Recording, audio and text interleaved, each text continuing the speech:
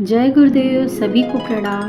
Richa श्रेष्ठी channel में आप सभी का स्वागत है। आपको बदल लेना आपके हाथ की बात है, परिस्थितियों को बदलना आपके हाथ की बात नहीं, लोगों को अपनी मर्जी का बदलना आपके हाथ की बात नहीं। जो आपके हाथ की बात नहीं है उसके लिए आप प्रयत्न करेंगे तो बेकार हैरान होते रहेंगे।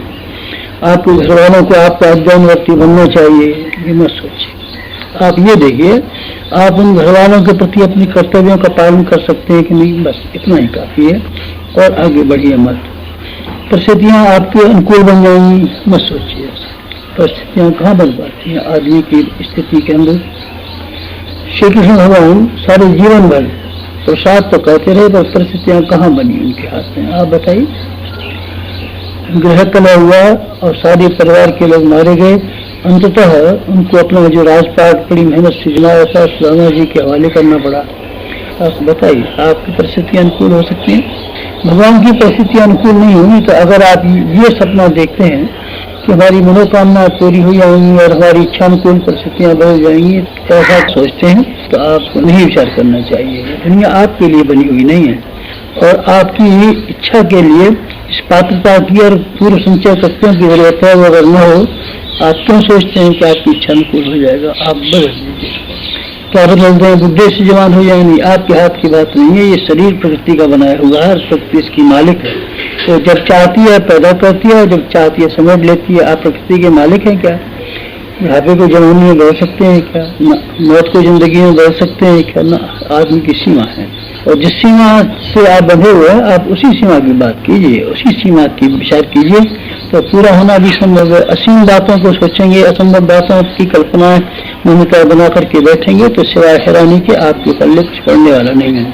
आप हैरानी में न पड़े, जो उचित है उसी को विचार करें, जो संभव है उसी में हाथ डालें।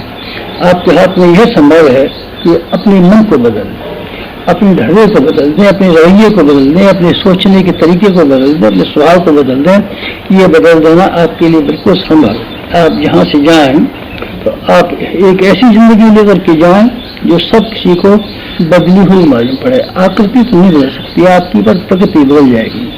आकृति अब कैसे बदल सकती है? आकृति नहीं बदली जा सकती। आपका शरीर की बनावट नहीं बदली जा सकती। आपका स्वभाव बदला जा सकता है। अब तक तो आपकी जिंदगी में दो काम शामिल हैं।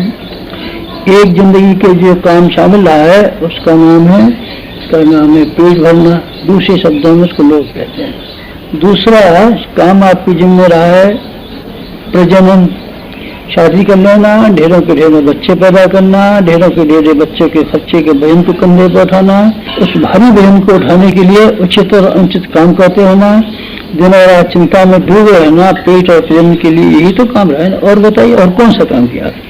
इन दो कामों के अलावा और आपने क्या काम कर दिया? चलिए तीसरा एक और काम भी किया होगा आपने, अपने अहंकार की पूर्ति के लिए, ठाट बाट बनाने के लिए, लोगों की आंखों में चकाचौंध पैदा करने के लिए।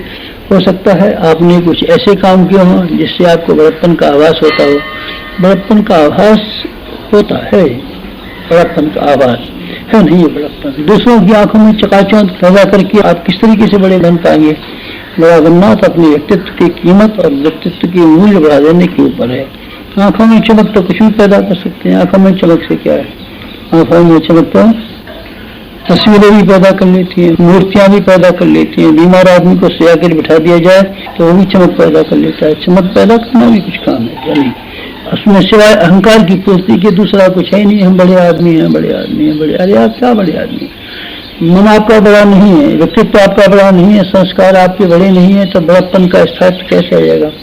सारी जिंदगी आपकी इन तीन कामों में खत्म हो गई है। अब कृपा कीजिए अपनी जिंदगी में कुछ नए काम शामिल करिए। हम अपने स्वभाव को बदल दें, हम अपने चिंतन को बदल दें, हम अपने आचरण को बदल दें। अपने कुटुंब के प्रति जो रवैया है, जो आपकी सोचने का तरीका है, उसको आप आसानी से बदल सकते हैं और आपको बदल ही देना चाहिए।